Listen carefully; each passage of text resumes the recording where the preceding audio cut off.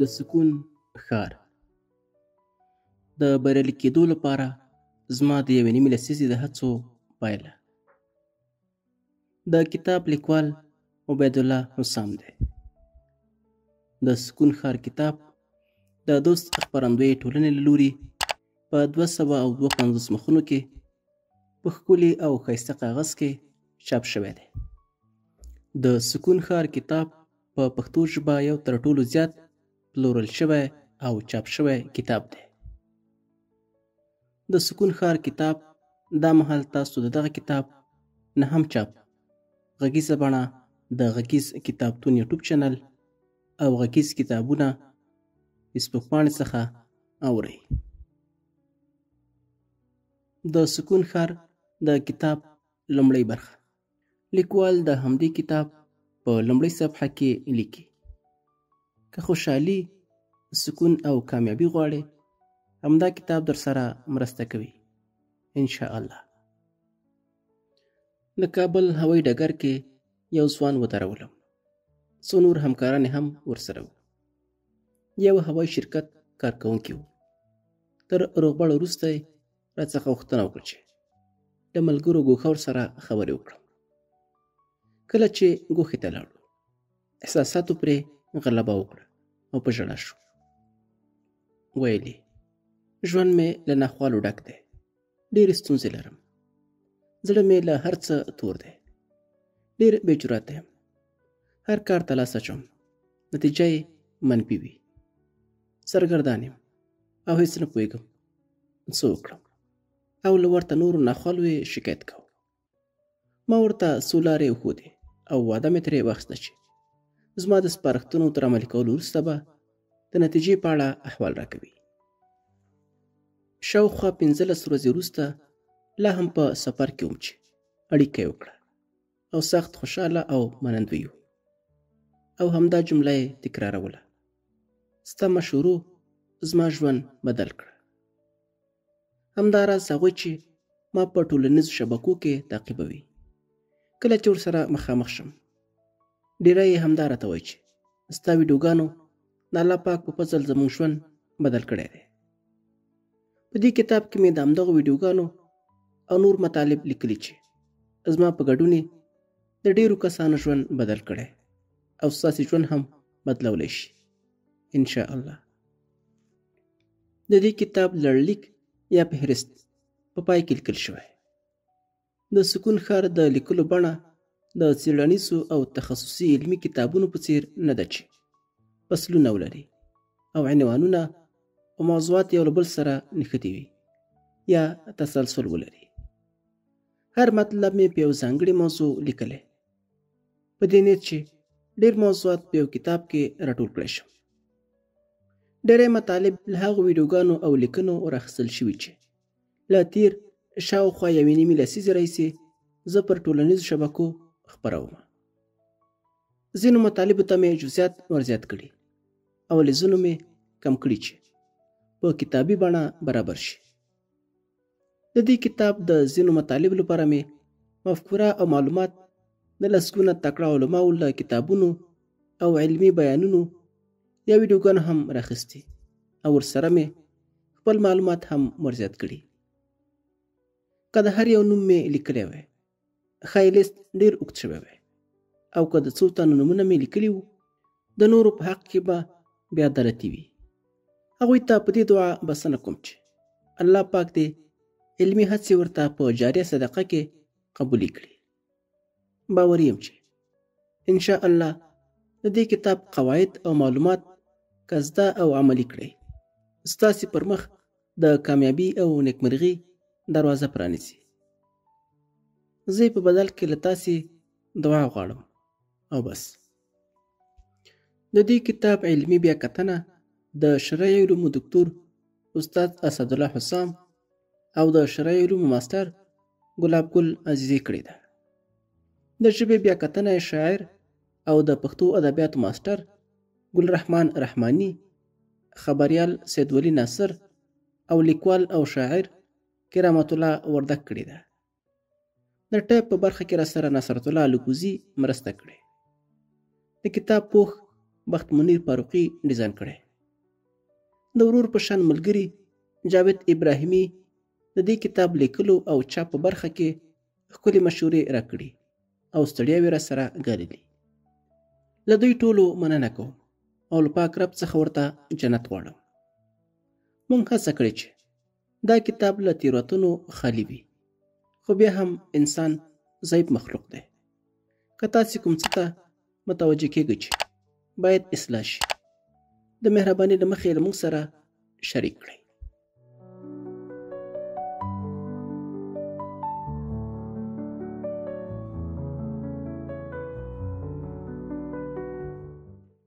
سریزه داسې انسان نشي موندلی چې د ناروغي لپاره درمل ونه کاروي. که بې غوري وکړي ښایي ژوند له لاسه ورکړي. څنګه چې زموږ بدني ناروغۍ طبي درملنې ته جدي اړتیا لري، همداسې مو روح له معنوي ناروغیو اغېزمنېږي او درملنه یې حتمي ده. د بېلګې په ډول ریا یعنې ځان ښودنه، تکبر، کینه یا حسد، منفي فکر، بدنیتي، ناشکري، شهرت طلبي، له دنیا سره مینه او داسې نور هغه څه دي چې د انسان روح او زړه ناروغوي. بدني ناروغۍ له مرګ سره ختمېږي، خو روحي هغه بیا د دې ترڅنګ چې په دنیا کې انسان بدبخته کوي، ناوړه پایلې له مرګ وروسته هم دوام کوي او آن کولی شي دوزخ ته د انسان د تللو لامل شي. د ژوند ډېرې ناخوالې او بدبختۍ د روح او زړه له ناروغیو سرچینه اخلي. که یې سمه درملنه ونه شي، د ناکامۍ، زړه تنګوالي، غم، تشویشونو، بېلارۍ، فساد، ټنبلۍ او ګڼو نورو ستونزو لامل کېږي چې انسان له ژونده بیزاره کوي او یو ناکام انسان ترې جوړوي. خو له دې هر څه د بچ کېدلو یوه درملنه ده، هغه دا چې خپل زړه او نفس پاک او سپېڅلي کړو. قد افلح من زکاها ژباړه: په رښتیا سره بریالی هغه څوک شو چې نفس یې پاک کړه. وقد خاب من دساها ژباړه: او هغه څوک ناکام شو چې نفس یې په ګناهونو کې پټ کړه. بل آیات مبارک کې الله پاک فرمایي ژباړه: هغه کسانو چې ایمان راوړی دی او د هغو زړونو ته د الله په یاد سره اطمینان ور په برخه کېږي. خبردار اوسئ، همدغه د الله یاد هغه شی دی چې په هغې سره زړونو ته ډاډ یا اطمینان ور په برخه کېږي. په دې کتاب کې مې درته د الهي دین په رڼا کې داسې لارې ښوولي چې د زړه او نفس د درملنې په دنیا او آخرت کې د بریالي کېدو له ګڼو ستونزو سره د مقابلې او د رښتینې خوشحالۍ او سکون ترلاسه کولو کې در سره مرسته کوي. د سکون ښار د کتاب له لیکلو اصلي هدف دا دی چې څنګه کولی شو الهي دین په خپل ننني عصري ژوند کې تطبیق کړو او د مسلمان په توګه بریالی او نیکمرغه ژوند ولرو او آخرت کې جنت وګټو. د زړه بار دې سپک کړه. الله پاک د اسلام دین زموږ لپاره د ژوند لارښود ټاکلی. د دې مبارک دین په تګلارو او سپارښتنو عمل کول زموږ لپاره دنیوي او اخروي ښېرازي او سعادت تضمینوي. د دې سپېڅلي دین په مټ موږ په دنیا کې آرامه او نیکمرغه ژوند درلودلی او په آخرت کې پرې جنت ګټلی شو. یو مهم شی دی چې هر انسان یې ترلاسه کولو لپاره سرګردانه دی. داسې انسان نشي موندلی چې د دې نعمت ترلاسه کول نه غواړي. ځینې په مال، ځینې په قدرت او یو شمېر په شهرت یا ورته نورو شیانو کې لټوي. دا سکون یا د زړه اطمینان دی چې د سعادت او نیکمرغه ژوند مهم اصل دی. که انسان د زړه ډاډ ترلاسه کړي، په مټې ژوند او ماپیحه څخه رښتینی خوند اخیستلی شي. الله پاک د دې نعمت د موندلو دقیق او یوازینی ادرس مونږ ته راښودلی دی. الله جل جلاله د الرعد سورت 28 آیت کې فرمایي ژباړه هغه کسانو چې ایمان راوړی دی او د هغو زړونو ته د الله په یاد سره اطمینان ور په برخه کیږي. خبردار اوسئ، همدغه د الله یاد هغه شی دی چې په هغه سره زړونو ته اطمینان ور په برخه کیږي.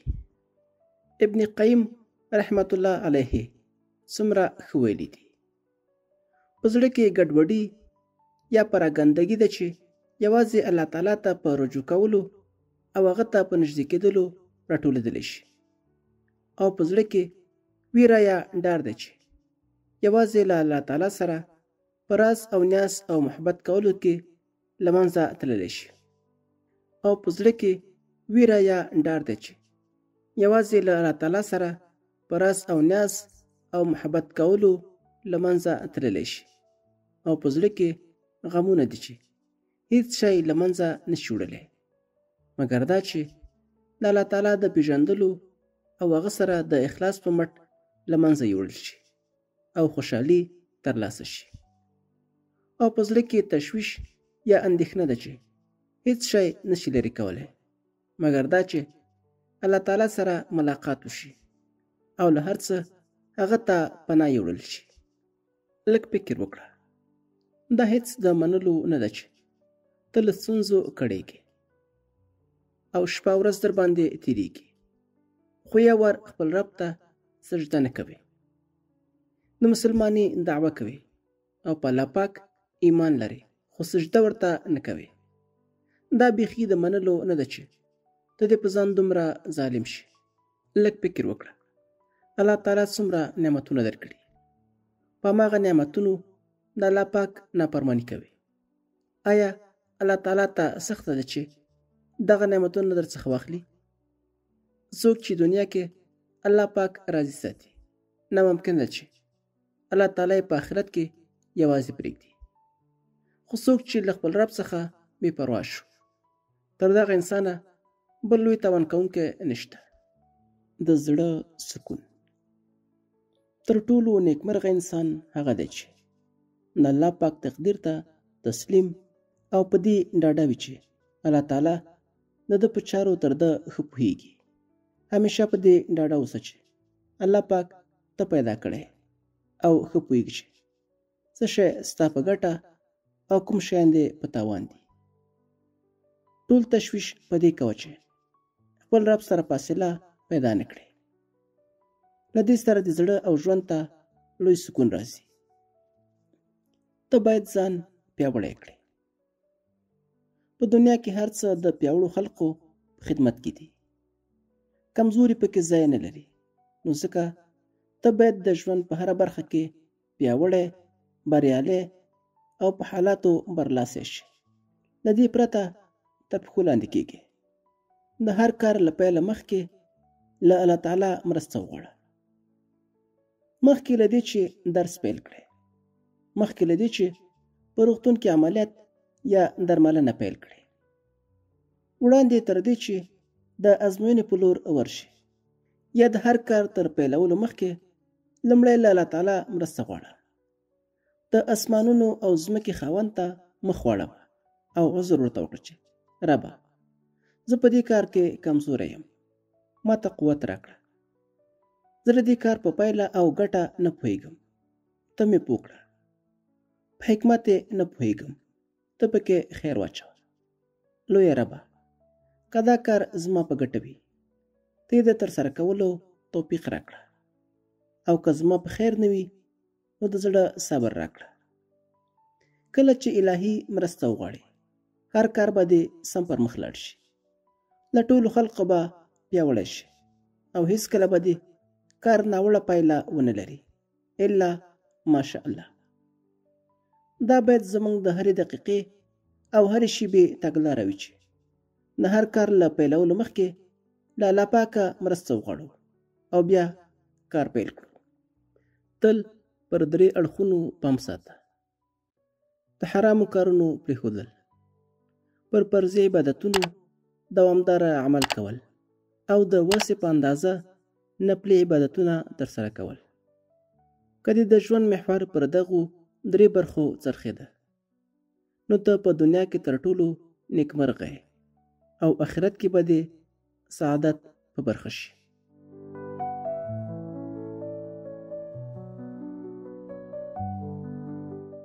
دا و د سکون ښار کتاب لومړی برخه.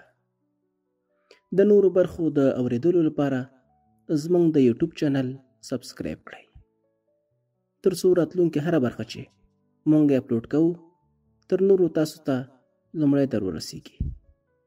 د ملتیا په هیله مو.